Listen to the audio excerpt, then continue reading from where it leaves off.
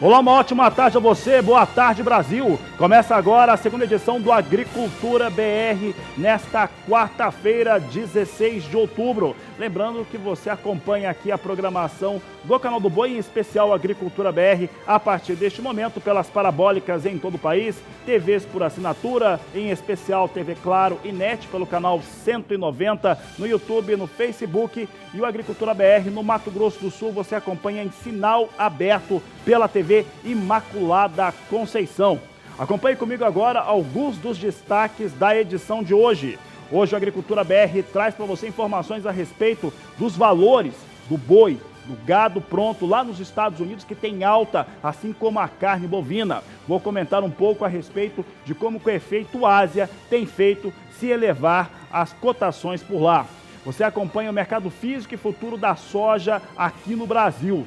Você tem ainda a participação de Hernani Klein, da corretora Klein, que vai comentar um pouco a respeito dessa falta de conversa entre Estados Unidos e China, que acaba impactando bastante sobre dólar e também os negócios no mercado agrícola. Nessa edição, você vai ter aqui durante o Agricultura BR informações a respeito do alimento e principalmente porque há uma preocupação tão forte global em relação ao abastecimento. Você vai ter essa entrada ao vivo daqui a pouco com a minha colega lá no Rio Grande do Sul. Mas eu começo falando a respeito dos valores do gado pronto nos Estados Unidos, que se elevam. Desde o dia 10 de setembro, observem os valores que eu vou falar agora. Desde 10 de setembro, de acordo com o Departamento de Agricultura dos Estados Unidos, há uma alta. E essa alta chega a 13,6%, de acordo com o Departamento de Agricultura, mostrando uma clara performance de procura, de demanda sobre o produto norte-americano, quando falamos de gado pronto, por conta da situação da Ásia. O mercado doméstico dos Estados Unidos também vive esse momento. O que nós temos atualmente é uma certa procura, um assédio por parte de China, principalmente, que comprou, de acordo com os seus últimos números, 700 mil toneladas de carne suína dos Estados Unidos e também deve comprar carne bovina. Ora, se isso está acontecendo, o fato principal é uma elevação nos valores. Primeiro, na fazenda, no gado pronto, mas também no produto final para o consumidor norte-americano. Então, observem os valores. 13,6% é a alta para o gado pronto nos Estados Unidos. E 20,2% é o preço da carne vendida dentro do supermercado. Aquela carne moída, os norte-americanos gostam muito de carne moída por conta da formação de hambúrguer, por lá é muito tradicional, sobe 20,2% desde o último dia 10 de setembro. De acordo com os dados que temos, isso ocorre principalmente por conta do forte abate que há na Ásia. Há diversos países que estão sendo afetados, inclusive grandes consumidores e importadores de produtos norte-americanos, como Coreia do Sul, como principalmente a China, que tem aí uma forte elevação nos seus abates, tem no Vietnã, entre outros países. Os números eles vão se atualizando praticamente de maneira diária, mas o fato é que o rebanho suíno da Ásia vai ficando cada vez mais comprometido e os países que podem fornecer qualquer tipo de carne, bovina, de frango ou suína, vão sendo extremamente assediados e os preços sobem.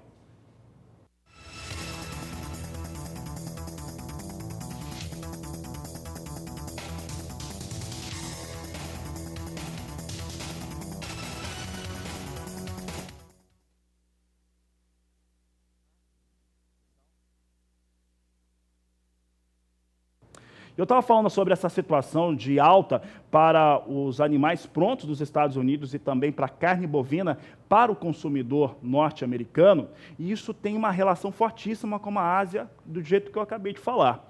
Mas isso tem afetado o mundo todo. A Ásia tem feito com que a demanda internacional por alimentos suba e suba de uma maneira bastante forte. A questão agora é como conseguir, primeiro, abastecer e, segundo, também aí para quem produz, ter um aproveitamento melhor desses negócios. E nós vamos falar sobre esse assunto alimentos, e hoje é uma data especial, porque hoje é o Dia Nacional do Alimento. Vou conversar com a Annelise Nicolodi, ela está ao vivo no Rio Grande do Sul, vai nos trazer os destaques. Está chovendo por aí, Annelise, aqui também estava chovendo um pouco, mas essa questão da Ásia tem mudado o cenário hoje completamente em relação à oferta e demanda de alimentos. Boa tarde, seja bem-vinda.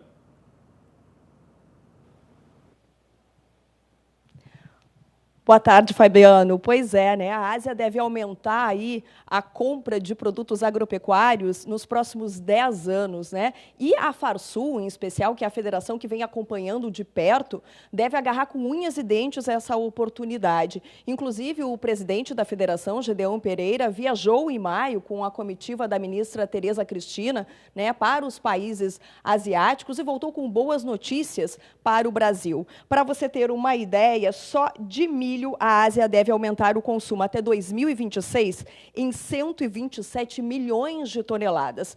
Aí cabe o produtor brasileiro produzir mais milho e também agilizar o escoamento desses grãos. Eu conversei com o presidente Gedeão Pereira, vamos ouvir o que ele disse sobre o assunto. Nós somos uma solução para o mundo, notadamente para o mercado asiático, que é o grande mercado hoje consumidor que se apresenta como novidade nos últimos 30 anos para o mundo, eu diria até menos do que isso, pelo crescimento da Ásia, notadamente na China, e como a própria China, com 1 bilhão e 400 milhões de pessoas, com um crescimento de 7, 8% ao ano, ela está agregando consumidores à atividade. Se ela está agregando consumidores, ela que tem apenas 14% de seu território como suficiente para produzir, e é uma das grandes agriculturas do mundo, sem dúvida nenhuma, ela precisa buscar alimentos em outras partes, porque o seu território não é suficiente para alimentar essa quantidade de gente. E quando a China nos anuncia que estará agregando nos próximos 20 anos mais 400 milhões de pessoas, ou seja, são 2 Brasis, a população de 2 Brasis, a atividade ao mercado de consumo, significa que para ela segurança alimentar passou a ser o quesito número 1 para a sobrevivência de seu povo. Porque na realidade é um povo que cresce, está enriquecendo e está consumindo muito mais e até com sofisticação, diga-se de passagem. Então o que está acontecendo? E qual é o canto do mundo, qual é o lugar do mundo que possa fornecer essa quantidade de alimentos, se não nosso país continental também, que o Brasil também é um país continental, e que além de termos solo, termos água, temos energia, temos sol, nós temos um agricultor altamente capacitado que pode sim e está se apresentando perante o mundo para ser este fornecedor de alimentos. Portanto, eu diria assim, que no curto e médio prazo, se estamos bem, no médio e longo prazo estaremos bem melhor.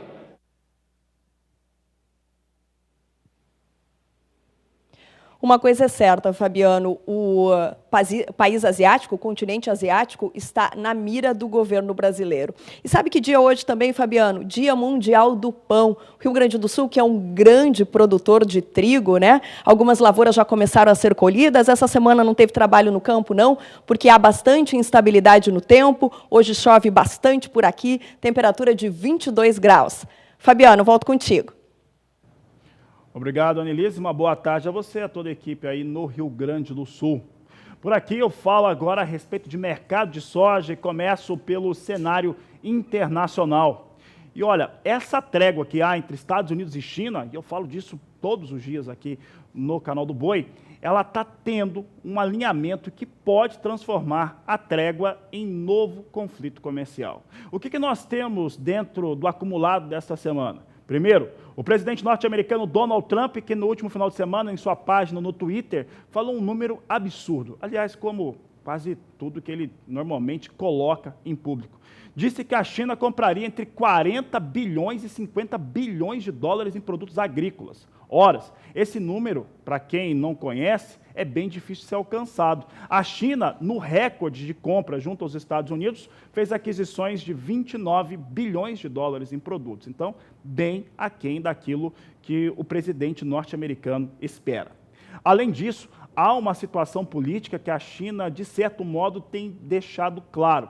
Não quer servir de um certo argumento eleitoral para Donald Trump. Não quer ser escada. Basicamente, os chineses estão acreditando que se firmarem um acordo comercial mais amplo com os Estados Unidos, vão fazer com que essa ação se torne um argumento de voto para Donald Trump. E parece que os chineses não querem Trump no governo dos Estados Unidos para as próximas eleições norte-americanas. E com essa situação toda, o que nós temos hoje é um mercado de soja andando dentro da estabilidade à espera de novas notícias. Notícias positivas ou dentro de um cenário altista existem, porque como as áreas de lavoura dos Estados Unidos recebem muita chuva e frio, inclusive neve em algumas áreas, isso vem sendo muito bom porque vai perdendo produtividade à lavoura. Entretanto, o que se espera agora são informações de negócios e essas não existem. Vamos agora para o mercado. Nós temos aqui Chicago vindo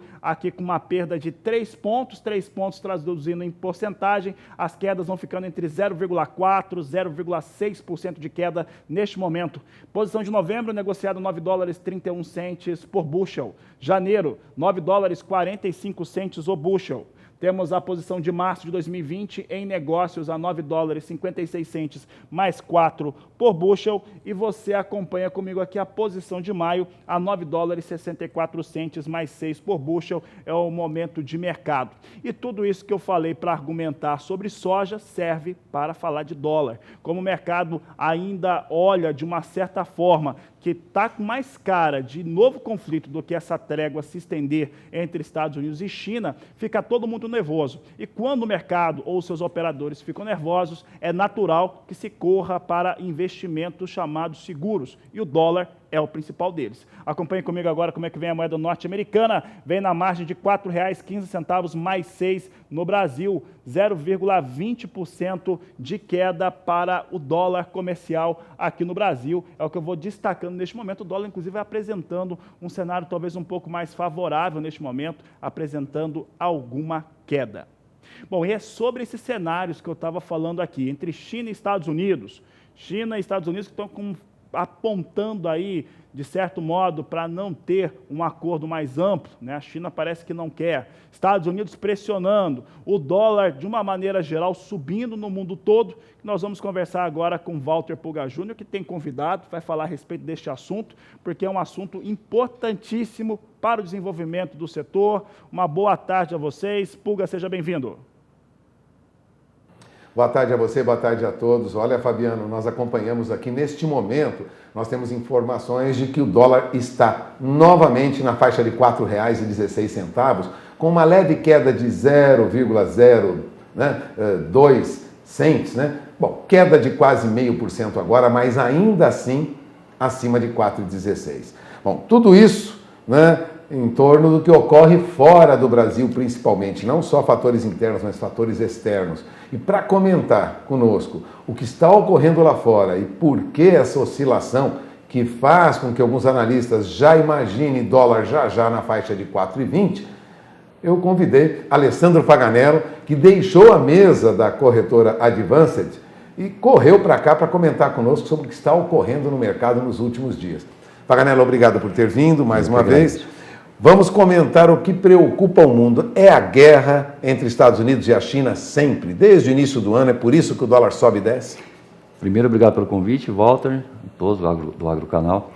Sim, a guerra comercial é um dos fatores, tá? A última vez que a gente esteve aqui, a gente estava falando aí que o dólar caminhava para encerrar o ano entre 3,70, 3,80.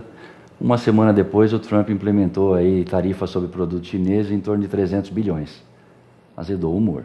Né? O pessoal falou, bom, agora toda aquela perspectiva, de repente, de um acordo se aproximar, ela caiu por terra e voltou novamente todas as dúvidas e incertezas no mercado financeiro do que pode acontecer com relação a isso. Na sexta-feira agora, a última sexta-feira que passou, foi anunciado aí um acordo parcial, foi chamado aí de fase 1, né? Pelo Donald Trump e pelo Liu He, né, que é o vice-premier chinês, que faziam parte aí dos negociadores. Porém, não se mostrou nenhum detalhe ainda a respeito disso. Então, o mercado financeiro ele fica inseguro, né? Mas não são só esses os fatores externos, primeiro vinculado a Estados Unidos e China, você tem outros dados que mostram uma desaceleração econômica global. E aí isso está afetando principalmente o mercado chinês, você pode ver que existe uma desaceleração acentuada lá e na zona do euro também. Acaba preocupando um pouco mais e impacta diretamente aonde? Nos mercados emergentes, do qual nós fazemos parte. O que o pessoal espera aqui no Brasil? O Congresso deu uma ajuda, né? Porque nós temos uma situação doméstica onde nem a reforma da Previdência foi findada, né? Além do mais, o que o pessoal vê é essa barganha, né, dos parlamentares em busca dos seus interesses antes da aprovação do segundo turno da Previdência no Senado, além de desidratá-la. Na última votação que teve, por exemplo, no Senado, ela chegou lá com um impacto fiscal que a equipe econômica busca de em torno de R$1 trilhão em 10 anos, uma economia fiscal. Eles desidrataram, isso caiu para 800 bilhões. Então, o Paulo Guedes não deve ter ficado muito contente com isso, né? E o pessoal quer saber agora onde vai sair essa diferença. Essa diferença tem que sair daquela PEC paralela, que é a inclusão dos estados e municípios na reforma, que já é um embate um pouquinho mais difícil, né? Que vai mexer com algumas classes aí. Ou seja, o produtor que ouve você agora tem muitos assuntos que envolvem esse câmbio, né? Câmbio que é a base de negociação dele. É a base. Eu tô focando nos temas principais, porque do ponto de vista externo, certamente a guerra comercial. E no doméstico, você tem as reformas que são necessárias, né? O que está acontecendo? Existe também no Brasil uma taxa de desemprego muito alta, provavelmente agora no final do ano isso, né, tende a melhorar um pouquinho, porque é uma época boa para isso, né? E o que está fazendo a inflação ficar muito baixa. Hoje o Boletim Focus do Banco Central, a última medição que ele fez, ele joga isso para 3,28 no final do ano. Provavelmente cai um pouquinho mais ainda. O que acontece? As maiores instituições financeiras do Brasil já estão revendo as suas posições com relação à taxa Selic. A taxa Selic hoje está em torno de 5,5%. Ela tem muita possibilidade agora na reunião do dia 30 de outubro em cair mais 0,5%. Devido a isso, né, a inflação está baixa, precisa diminuir o custo do dinheiro. E na última reunião do ano, que vai ser em 11 de dezembro, mais 0,5%. Ou seja, possibilidade grande da Selic terminar o ano em 4,5%. Portanto, aquela remuneração que o estrangeiro às vezes toma um dinheiro um pouco mais barato lá e coloca aqui pensando que vai ganhar muito, ela diminui. O fluxo de capital também diminui. A entrada de capitais diminui no Brasil. E isso pressiona o dólar, né? E é isso que a gente está vendo aí também como mais um dos fatores. Ou seja, diminuem os investimentos em dólares que vêm para o Brasil. Exatamente. O próprio Roberto Campos Neto, que é o presidente do BCB, já deu uma declaração a um jornal americano ontem dizendo exatamente isso, né? Que os investimentos no Brasil estão aquém das expectativas, justamente por todos esses fatores, externos e internos. Não tem só isso também, não. Tem o Brexit também, a saída do Reino Unido da União Europeia. Ele tem que terminar, né, esse assunto, teoricamente, até o dia 31 de outubro. O Boris Johnson, que é o novo primeiro-ministro do Reino Unido, falou que vai sair de lá com ou sem acordo. E esse sem acordo é um problema para o mercado financeiro, porque não se sabe o impacto real disso nos mercados emergentes, né, porque eles são os primeiros afetados nesses aspectos. E o parlamento inglês, para piorar um pouquinho mais a situação, ele aprovou uma lei dizendo que será proibida a saída do Reino Unido sem acordo da União Europeia, ou seja, um outro impasse que está atrapalhando aí a evolução dos negócios, a entrada de capital no Brasil, tudo isso. Mas vamos lembrar também, Fabiano, para os telespectadores, produtor rural, que há uma outra preocupação que surgiu agora na Câmara dos Deputados lá dos Estados Unidos, que é um apoio, né, a Hong Kong, que China não vê com bons olhos e partiu da Câmara dos Deputados dos Estados Unidos. Tudo isso é um pouco de areia, né, para embaralhar essa discussão também com os norte-americanos e chineses, não? Certamente embaralha, né? Porque, bom, você já viu que a resposta da China foi que eles não se agradaram em nada com isso, né? Com essa aprovação dessas leis na Câmara dos Deputados norte-americanos, porque o que é a acusação, entre aspas, né? Estão tendo muitos movimentos, protestos em Hong Kong pró-democracia, dizendo que Pequim estaria, digamos assim, controlando demais Hong Kong.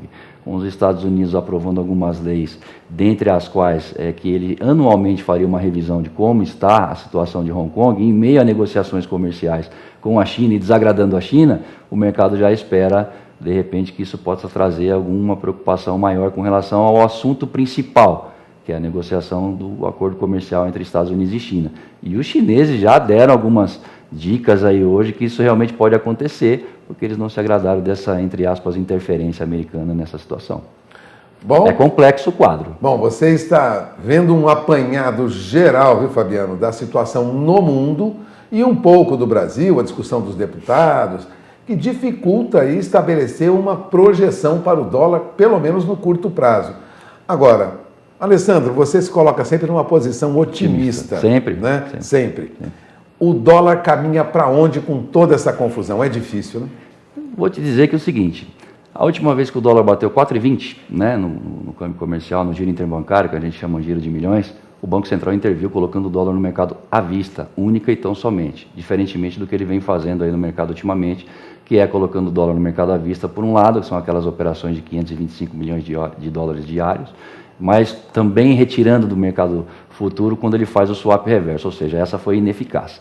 Porém, quando o dólar bateu os 4,20, o Banco Central entrou intervindo e colocando somente dólar no mercado à vista. Ele derrubou o mercado. Ou seja, ofertou dinheiro para o mercado. Ele ofertou dinheiro mesmo, dinheiro vivo ali para o mercado. E o que acontece nessas situações no mercado financeiro? O pessoal entende que, olha, aqui é teto. O Banco Central não vai deixar mais passar muito daqui, porque senão nós vamos ter impactos domésticos, que aí vai ter a ver com inflação, Selic, uma série de outras. Vai alterar muito. Altera tudo. Então, ficou meio como um teto. Os 4,20, você pode ver que o mercado ele chega até próximo, mas ele não ultrapassa essa barreira. É por aí. Então, esperar que algo muito além disso aconteça, eu não acredito. Eu acho até que o Banco Central, de fato, ele está vendo todos esses acontecimentos, né? E ele vai evitar distorções de preço, né? É o papel dele, né? Fazer essa fiscalização. E é importante ressaltar um outro assunto aqui que nós estamos conversando nos bastidores aí, que existe aí um projeto aí que em breve deve dinamizar o câmbio, né? É um projeto de lei que vai para o Congresso Nacional para dinamizar as operações de entrada e saída de dólares do país e tal. E isso pode ser algo que, de repente, venha ajudar aí um pouco à frente. Acredito que em um ano e meio, dependendo de como o Congresso vai tratar isso. Porque, como nós estamos falando aqui, o Congresso tem alguns interesses particulares. E a gente não sabe se isso pode atrapalhar nesse movimento. Bom, sobre esse último assunto, Fabiano, que o Alessandro Faganella abordou, é que há no governo, em estudo já há proposta em andamento, de facilitar a abertura de conta corrente em banco no Brasil em dólares, operando tanto lá fora como aqui, ou seja, facilitando, né? Aquela dificuldade para ter dólar, para o produtor rural comprar produtos, pagar. Isso pode mudar a partir de agora. Aliás, é uma modernização, né, Alessandro? Exatamente. O nome que está sendo dado aí pelo Campos Neto é exatamente isso, uma modernização. Ele chama de democratização do sistema financeiro, né? Inclusive vão abrir aí a possibilidade de outros agentes de mercado poderem operar no mercado também para poder fazer as remessas internacionais. Pode vir a ajudar aí num futuro próximo aí, para quem está comprando e vendendo dólares aí, ter uma situação mais fácil de poder fazê-lo. Até porque as leis atuais, que ainda vigoram, elas vêm de 1925 para cá. É coisa muito antiga, então de fato precisa aí de um retrofit.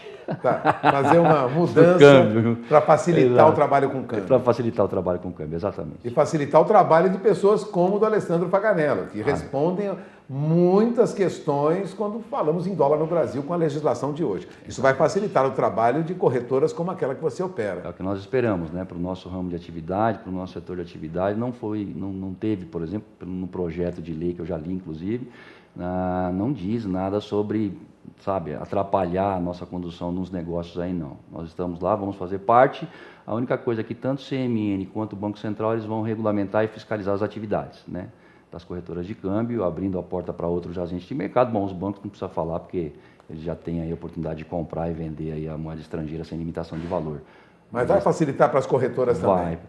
Acreditamos que sim, né? E para o produtor rural, para o empresário, Claro. para o comerciante, para o industrial, Claro. também vem aí uma facilidade maior. Vem uma facilidade em breve. Lógico, sempre sob fiscalização do Conselho Monetário Nacional e do Banco Central do Brasil. Exatamente. A legislação continua rigorosa, mas vai facilitar as operações. Essa é a isso ideia. que o governo pretende. Essa é a ideia principal, facilitar as operações aí.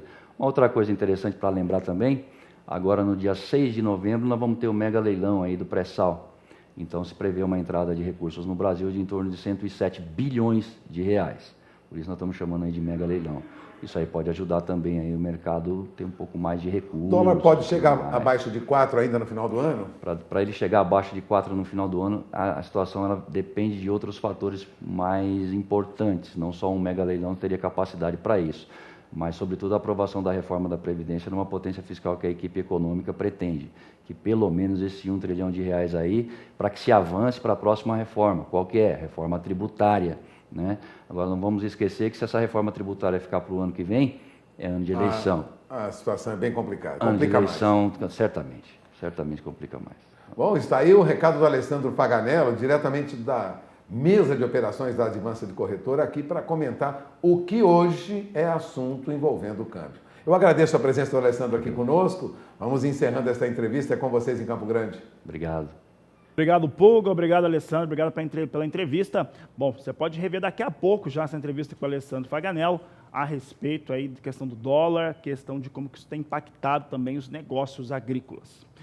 A Agricultura BR traz em destaque agora como é que vem os negócios com soja nos portos brasileiros. Você acompanha comigo os números. Eu tenho aqui soja em Santos e Paranaguá, hoje é R$ 89,00 a saca de 60 quilos, de acordo com a apuração da Grãos Corretora, é o que você acompanha aqui conosco no Agricultura BR. A Agricultura BR que ainda hoje fala de novo sobre soja, falar um pouco a respeito da influência dessa questão de Estados Unidos e China sobre o mercado agrícola brasileiro, entrevista exclusiva com a Hernani Klein, da corretora Klein, lá do estado do Mato Grosso. No próximo bloco você tem o assunto milho por aqui e eu vou para o intervalo e volto em instantes.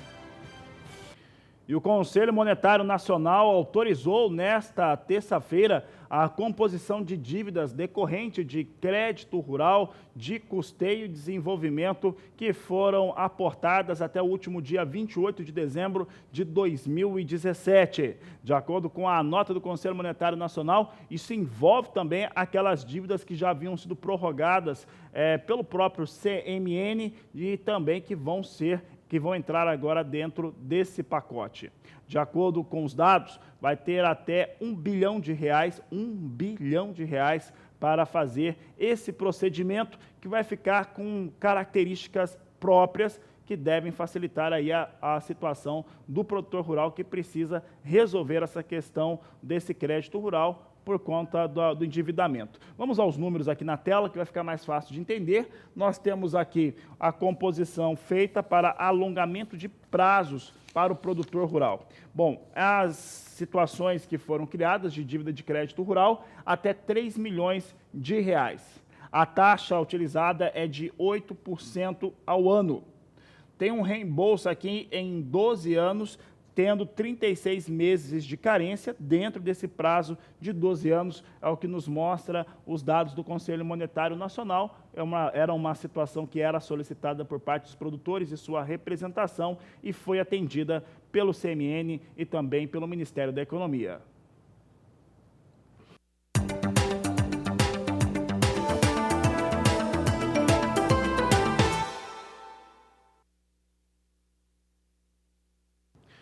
Vamos ver agora como é que estão os negócios com milho nos portos brasileiros. Trago em destaque aqui Paranaguá e Santos. Santos a R$ 39,00 a saca, Paranaguá também. Apuração da Grãos Corretora que você acompanha aqui no Agricultura BR, trazendo os valores para o milho nos portos, que segue firme.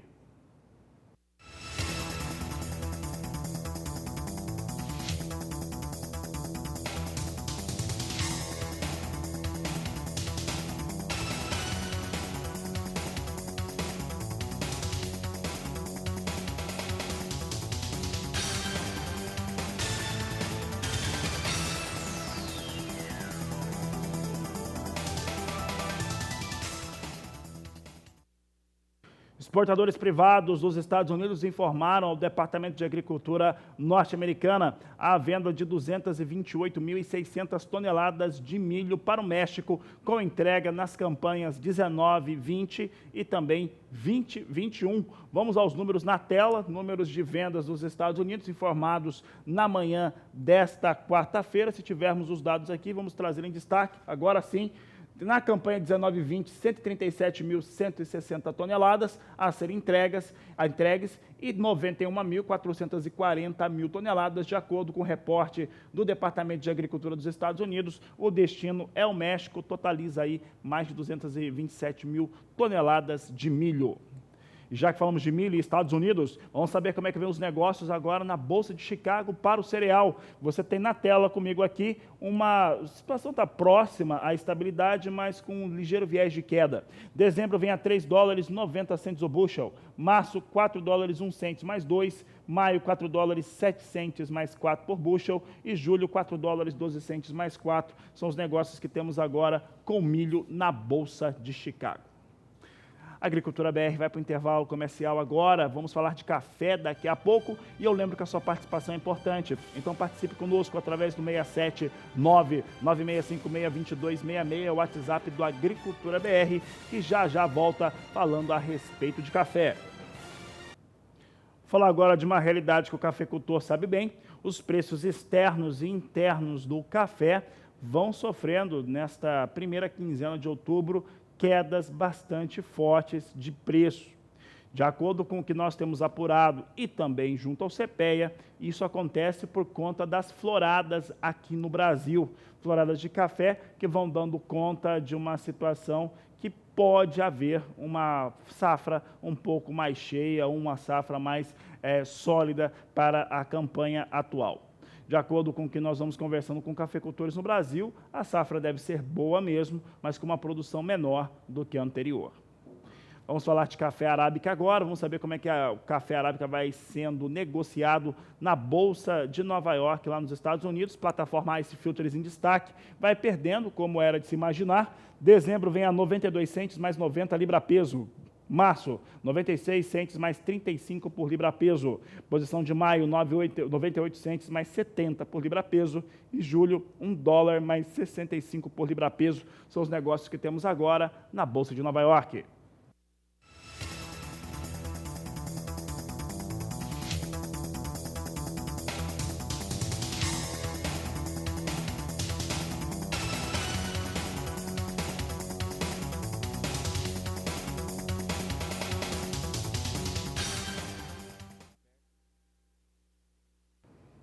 O assunto de agora é o café robusta negociado na Bolsa de Londres. Vamos saber como é que vem os negócios por lá agora. Negócios em dólar tonelada, referência para o Conilon no Brasil, perdendo também, vai perdendo de 2,5% até 3% neste momento. Posição de novembro já vai ameaçando a perder o piso de $1.200, $1.200 a tonelada do café robusta nesta posição. Já o janeiro tem $1.230 a tonelada neste contrato, queda de 2,76%. Março, $1.254 a tonelada e maio, $1.280 por tonelada são os negócios neste momento para o café robusta.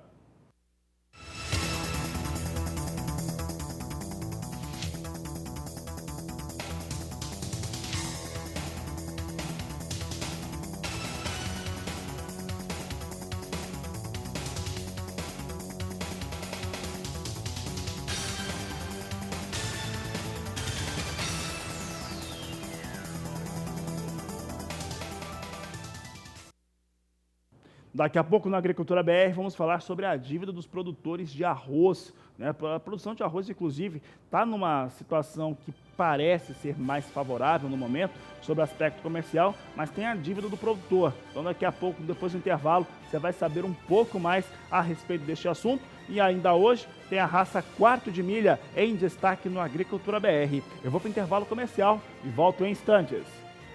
Agricultura BR fala agora a respeito de arroz e o endividamento dos arrozeiros. Nós vamos conversar um pouco agora a respeito deste assunto. O momento, nesse caso agora no Brasil, pode até ser um pouco mais favorável para a comercialização de arroz brasileiro, que pode até ocupar um cenário internacional um pouco melhor, mas tem um endividamento. E quem fala sobre esse assunto é Walter Pulga Júnior, que volta ao programa. Pulga, o produtor de arroz está endividado e não é de agora. Pois é, Fabiano, o que ocorre é que essa norma, né, aprovada aí pelo Conselho Monetário Nacional, que você anunciou agora há pouco, né, de autorizando aí a composição de dívidas de produtores rurais e cooperativas de produção, aqueles que tiveram problemas climáticos ou problemas de comercialização, beneficia e muitos produtores de arroz do Rio Grande do Sul. A ministra Tereza Cristina, ela disse que a medida beneficiará especialmente os produtores de arroz do Brasil, que passaram momentos difíceis. Bom, foi uma luta, mas se conseguiu. E ela disse que hoje iria colocar os parâmetros da linha de financiamento para que essas pessoas continuassem produzindo, né? Enfim, ela disse, mostrar este Brasil que dá ânimo a gente. Ela falou isso num evento em Chapecó, né? Agora, o senador Luiz Carlos Renzi, né, pediu agilidade na operação em virtude do tempo de plantio de arroz, que está se esgotando. Portanto, há uma preocupação em acelerar esse processo. O setor contribui, como se sabe, muito para o crescimento da economia brasileira. E ajudar os nossos agricultores é contribuir para o Brasil, destacava o senador Renzi. E a mobilização no Rio Grande do Sul, Fabiano, já começa. A Federação dos Trabalhadores na Agricultura, junto com a Federação de Agricultura do Rio Grande do Sul, e mais, a Federação dos Arrozeiros, farão, a partir de agora, um mutirão para rapidamente proceder a essa renegociação das dívidas. Aliás, o diretor jurídico da Federação dos Arrozeiros, que reúne as associações de produtores de arroz de todo o Rio Grande do Sul, o Anderson Belloli, ele disse que, assim como representantes da Farsul e da FETAG, que é a Federação dos Trabalhadores, estarão acompanhando os multirões em cada município para esclarecer os produtores de arroz, né, e as associações, as dúvidas e apoiar os produtores nas suas necessidades. Eu peço agora para que nosso painel desça um pouquinho, nós teremos uma programação, veja, no dia 16 de outubro, a reunião com os arrozeiros para passar informações sobre essa renegociação de dívida vai ocorrer em Uruguaiana. No dia 22 de outubro, em Dom Pedrito. Em 23 de outubro, na região de Pelotas. 29 de outubro, em Santa Maria. E 30 de outubro, em Porto Alegre. Portanto, já há uma programação para mutirões socorrendo os arrozeiros depois da aprovação ontem do Conselho Monetário Nacional dessa recomposição de dívidas. Isso vai ajudar e muito os arrozeiros que estão em dificuldade neste momento, que podem, a partir de agora, aproveitar esse bom momento das exportações brasileiras de arroz, que nós informamos com mais detalhes ontem, né? Há uma demanda forte por arroz brasileiro no exterior e vamos lembrar, né, uma redução também da produção norte-americana, Fabiano. Portanto, alguns mercados que compravam dos Estados Unidos podem comprar arroz do Brasil. É um momento oportuno e é necessário, neste momento, socorrer rapidamente os produtores de arroz,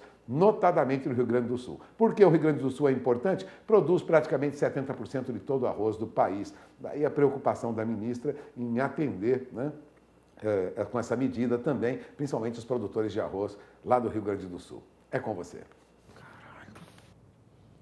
Tá certo, Pulga. Obrigado pela participação. Uma boa tarde. Eu sigo falando de arroz agora. Vamos saber como é que vem a situação de produção no Rio Grande do Sul. O Rio Grande do Sul é o maior produtor de arroz e também tem, né, aquela situação, né? O arroz é sempre produzido por um gaúcho, né? Ou no Rio Grande do Sul ou fora do Rio Grande do Sul. Vamos saber então como é que vem os números do arroz no Rio Grande do Sul, de acordo com o IRGA. Veja só que o Instituto Rio Grandense do Arroz divulgou a evolução da semeadura do cereal no estado para a safra 19/20. E até 10 de outubro, a área de cultivo atingiu 331.453 hectares, 35% da expectativa de 946.326 hectares, é o que o IRGA informa, chegando a 35% a semeadura do arroz no Rio Grande do Sul. A Agricultura BR vai para o intervalo comercial. Daqui a pouco nós temos a raça quarto de milha em destaque aqui no programa. Você vai acompanhar tudo que está acontecendo em um grande evento que tem sempre o Canal do Boi e o Sistema Brasileiro do Agronegócio envolvido. Aproveite para entrar em contato conosco pelo WhatsApp 679-9656-2266. Eu volto já. Vou falar agora de um grande evento, 3 grandes eventos, para ser mais preciso, que vão acontecer aqui pelo Sistema Brasileiro do Agronegócio no Agrocanal. Eu estou falando que quinta, sexta e sábado você tem grandes atrações, grandes eventos dentro da raça quarto de milha. E para falar a respeito deste assunto, nós vamos agora até o interior do estado de São Paulo. Eu vou conversar com o Ricardo Reimann, ele que é assessor de um leilão, de dois, né? O leilão Ventres, que acontece amanhã, o Produção, que também acontece na sexta-feira, e no próximo sábado, o leilão de reprodutoras, é o Paddock Ranch, trazendo aí grandes atrações para todo o Brasil, mas quem vai falar sobre esse assunto é o Ricardo, que vai nos trazer as informações. Uma boa tarde a você, seja bem-vindo ao Agricultura BR e ao Canal do Boi. Quais são as atrações, como vão funcionar esses 3 grandes eventos agora, a partir de quinta-feira? Muito boa tarde, Fabiano, boa tarde a todos da audiência do Canal do Boi. Estamos aqui direto de Itapira, interior de São Paulo, no Paddock Ranch. Faremos 3 grandes leilões que vão ser um grande evento, dando início amanhã, quinta-feira, com um leilão específico de embriões e de potros babies, embriões efetivados e a efetivar de linhagens impensadas no Brasil. Temos embriões de garanhões já desaparecidos nos Estados Unidos, que tivemos como conseguir trazer essa genética via sêmen congelado. Temos éguas produtoras nos Estados Unidos, oportunidades realmente imperdíveis. Sexta-feira temos o aniversário do nosso anfitrião, Fran Miranda, aqui do Paddock, e um leilão de produção, 100% voltado à produção do Paddock Ranch, um dos maiores criatórios de quarto de milha do mundo, Fabiano. E para finalizar no sábado o evento principal do paddock, um leilão de matrizes americanas nunca visto no Brasil, pouquíssimas vezes nos Estados Unidos. Juntamos uma genética de ponta tão apurada em matrizes importadas, ganhadoras e produtoras, que somam em suas carreiras como ganhadoras ou produtoras nos Estados Unidos mais de $1 milhão, Fabiano.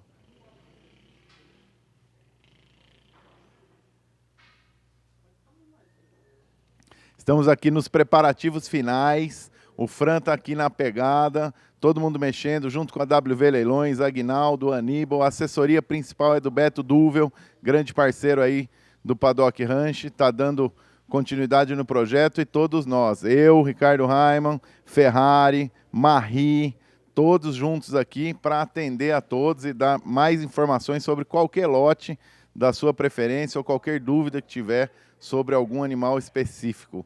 Temos um grupo de WhatsApp aí, feito pelo Marcos Ferrari. Quem tiver interesse pode entrar em contato conosco via telefone para ser incluído no grupo. O pré-lance já está rodando.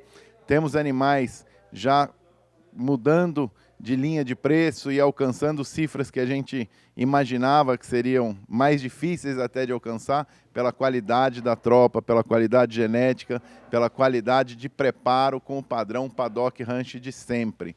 Então, eu aconselho aos amantes do cavalo, aos amantes do quarto de milha, quem busca melhoria genética dentro do seu plantel, quem já é criador, quem busca animais para a competição ou para a criação, que acompanhe o Leilão Paddock com transmissão pelo canal, com transmissão pela iPrime, pela WV, ou venha visitar aqui esse recinto do Paddock Ranch, que é realmente espetacular.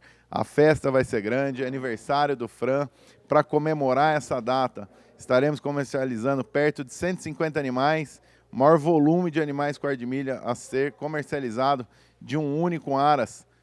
Acho que na história nunca tivemos um aras comercializando uma quantidade tão grande e tem qualidade do começo ao fim. Tem os exóticos que o mercado busca, as linhagens Gunner, caras brancas, olhos azuis, a exoticidade, pelagem Rosilha, pelagem Baia, animais para todos os gostos e bolsos do consumidor do quarto de milha brasileiro e do exterior. Tem animais aqui que estão sendo cotados para serem repatriados aos Estados Unidos, cavalos que deixaram produção lá, e hoje o Fran tem esse patrimônio genético aqui, e os Estados Unidos, que é o berço do quarto de milha mundial, está fazendo força de repatriar alguns desses animais para devolver a genética da onde ela saiu.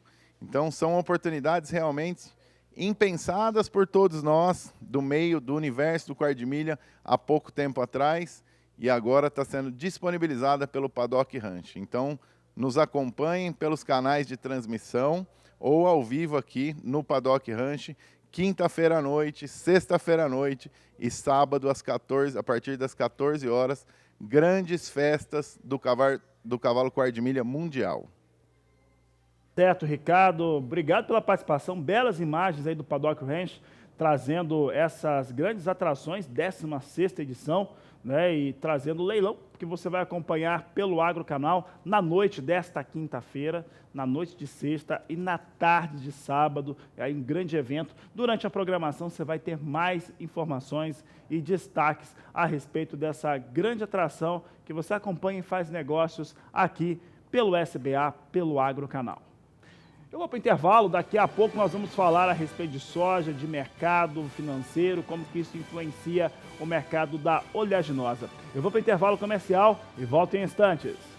Agricultura BR de volta, se acompanha a partir de agora informações a respeito do mercado da soja. Soja que vai andando ali em expectativa, em espera de algum posicionamento mais claro entre China e Estados Unidos.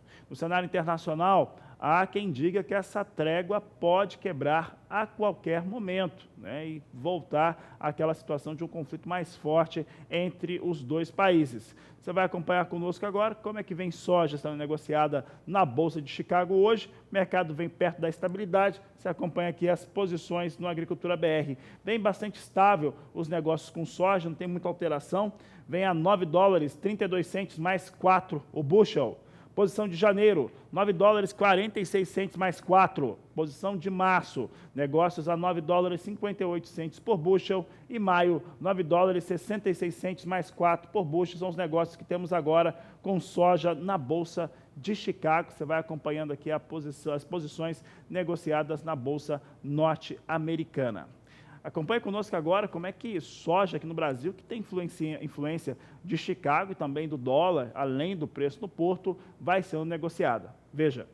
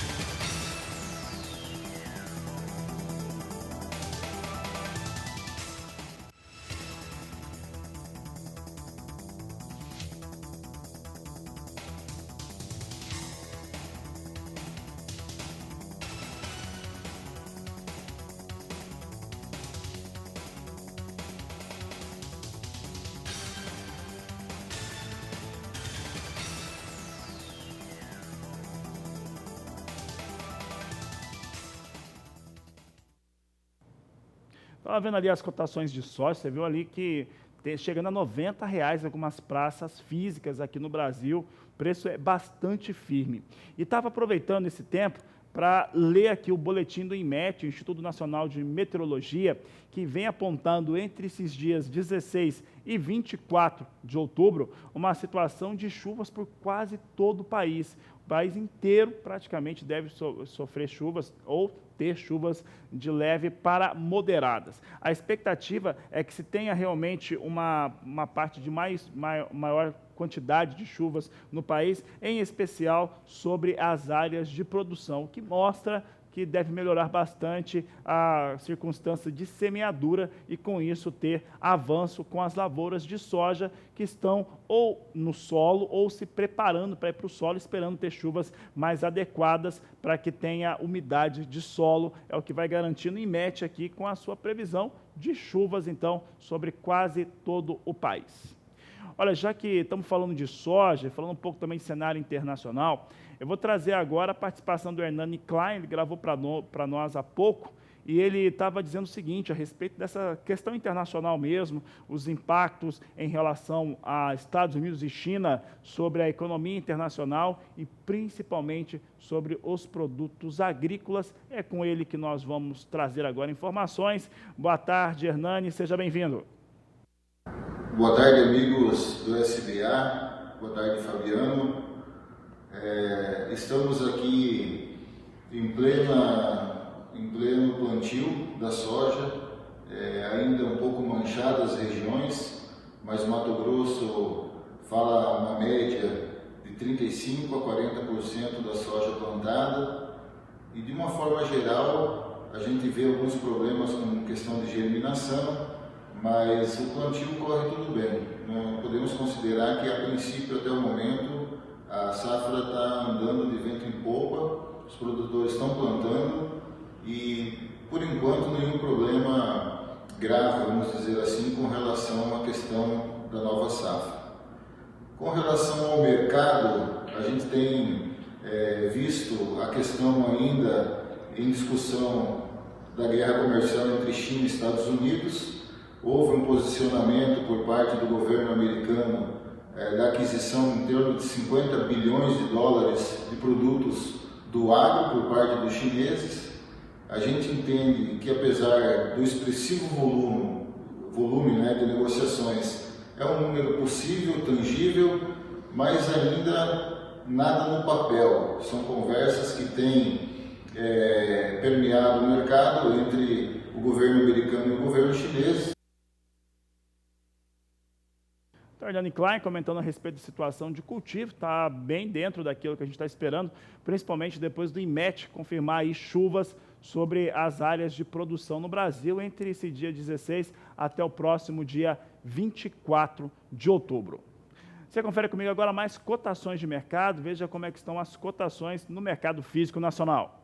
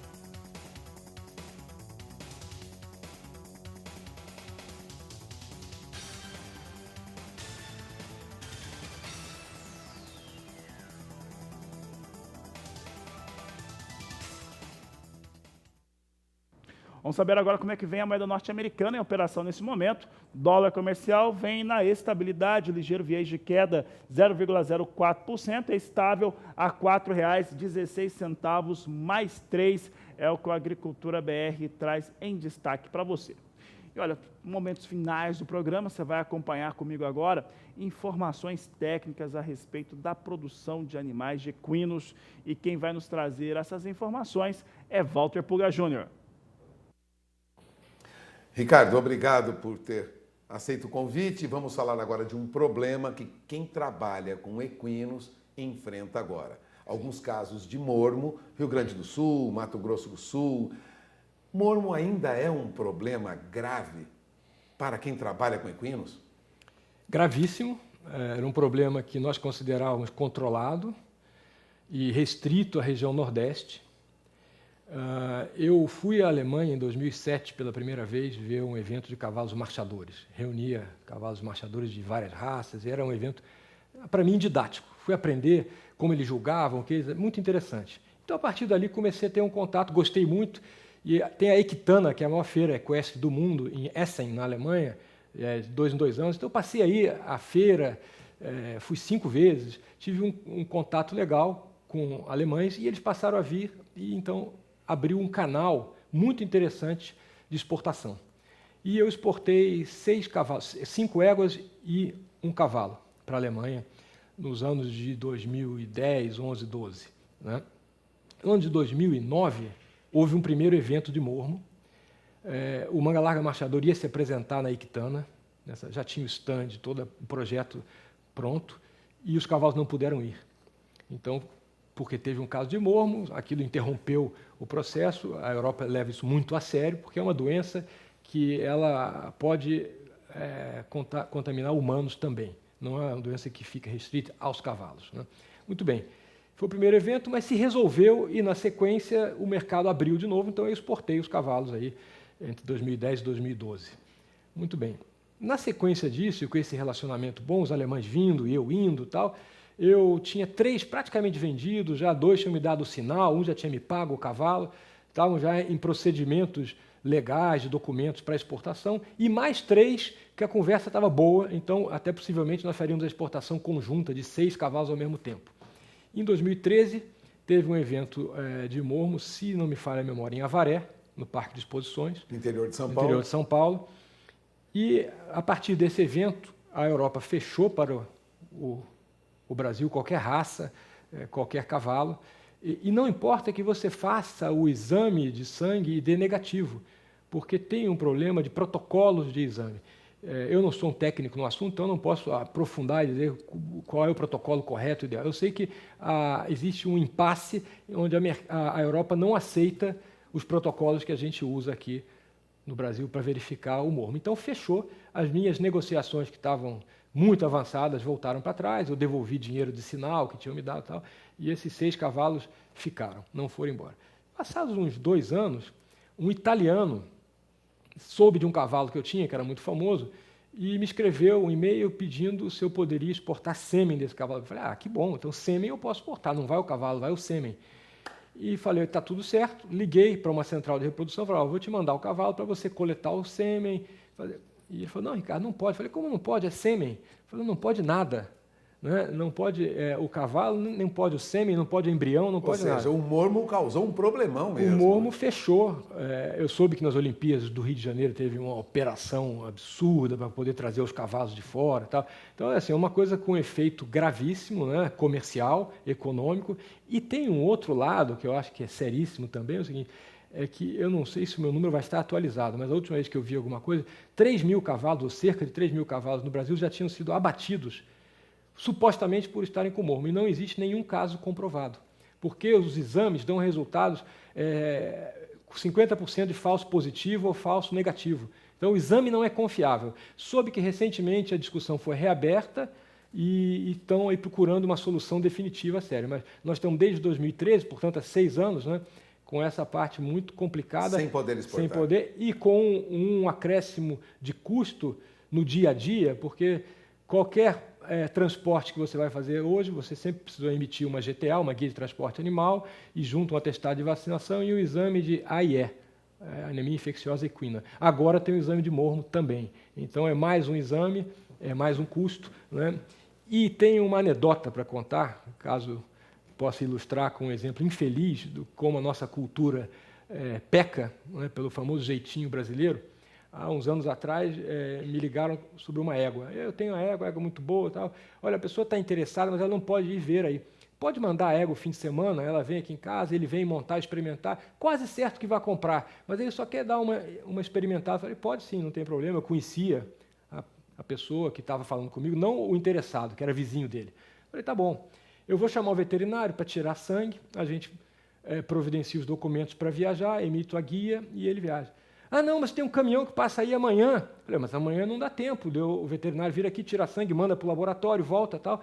Não, mas você não tem um exame válido de uma égua da mesma cor? Eu falei, não, mas não é outra égua, é essa égua, o exame tem que ser dela. Não, mas manda aí uma égua. Eu falei, não mando. A égua não foi, obviamente, né? Mas esse jeitinho brasileiro, né, prejudica muito a nossa credibilidade, porque como é que você vai, de fato, controlar, resolver a questão do mormo, se a gente fica procurando brechas e fica procurando burlar uma coisa que, no final, é benéfica para todo mundo. Você controlar uma doença. Uma questão de consciência do produtor mesmo, consciência, do criador. educação, tudo isso, com certeza. É importante que se tenha uma seriedade no tratamento da questão. Olha, em qualquer coisa que a gente faça na vida, né? Você tem que ter seriedade, né? Você tem que ter integridade, né? Então, esse jeitinho, ele tem que ser usado nas coisas boas, né? Nossa capacidade de flexibilidade, de criatividade, né? De improvisar dentro das coisas corretas, mas não no sentido de burlar e pegar os atalhos que, às vezes, parecem mais fáceis, mas, na verdade, você está causando um prejuízo aí que você nem sabe o que pode ser, né? Bom, está aí o recado consciente, né? O recado de Ricardo Bacelar, criador de Manga Larga Marchador, seriamente abordando a questão do mormo. Ou seja, não vale a pena burlar protocolos, burlar notas, guias de transporte animal. Fica claro aí o recado passado pelo Ricardo. Aliás, a mensagem é muito incisiva. Eu agradeço a tua entrevista, Ricardo. Fazer as coisas certas. É com vocês em Campo Grande. Aí Walter Pulga Júnior falando sobre essa questão da doença do mormo, atinge aí os animais, e claro que isso acaba atrapalhando os negócios internacionais quando é identificado um foco. Com essas informações, essa edição da Agricultura BR fica por aqui. Eu lembro que voltamos logo mais às 16 horas e que sua participação é importante, está na tela. Participe pelo WhatsApp no 679-9656-2266. Voltamos logo mais porque este é a Agricultura BR, a inteligência, a transparência do agronegócio, sempre com você. A todos uma ótima tarde e até mais.